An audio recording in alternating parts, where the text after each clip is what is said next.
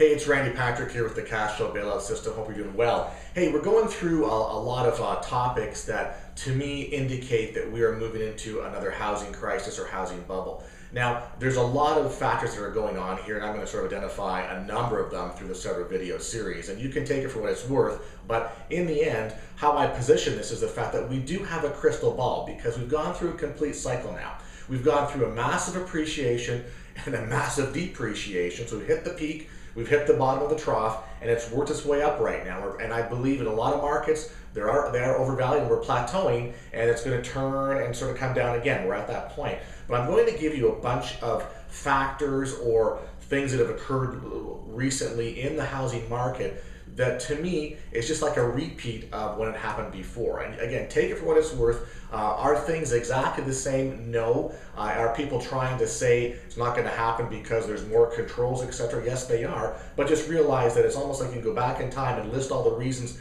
that it happened, and these reasons are being listed right now. It's almost like it's a complete repeat in history. So what I want to talk about today is the fact that Fannie Mae and Freddie Mac are lowering their lending standards. And this is a little bit interesting because they're lowering their mortgage standards. Why? Because they would actually like more first-time borrowers to jump into the fray here and actually purchase homes, because I guess they're trying to stimulate the economy, stimulate home purchasing, etc. So what they're actually doing is allowing people with lower credit scores, low to medium incomes, will allow borrowers to include income of other residents that aren't actually on the mortgage in their home, make it easier for income to be included from second jobs, etc., etc. So what we're doing is we're taking a primary borrower and we're adding other household income that's for people that are in the household but not actually on the mortgage, all right, to the total income, and including second jobs and things like that. So we all know that second jobs and other income is susceptible to not being there in the future.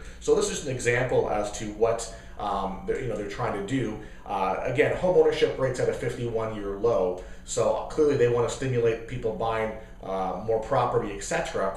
But what does this really do? It gets it actually, to me, raises more red flags, because they're rolling the dice saying let's get more people to buy homes and get them situated in here, but in the end it's going to cause more problems, because if you're having to go to other sources to qualify for mortgages, there's no stability or there's no guarantee that those sources will exist, 2 months, 3 months, 6 months, 1 year or longer down the road. So this is just sort of one more situation where you see the government is trying to get involved to stimulate the housing economy, but I think that this really is not a very good idea and could lead to more problems in the future. So again, keep that in mind. What happened last housing crisis? We had a lot of things going on and we had a lot of carnage. So keep that in mind when you're looking at real estate investment, and what you should do and how you should position yourself for the near future.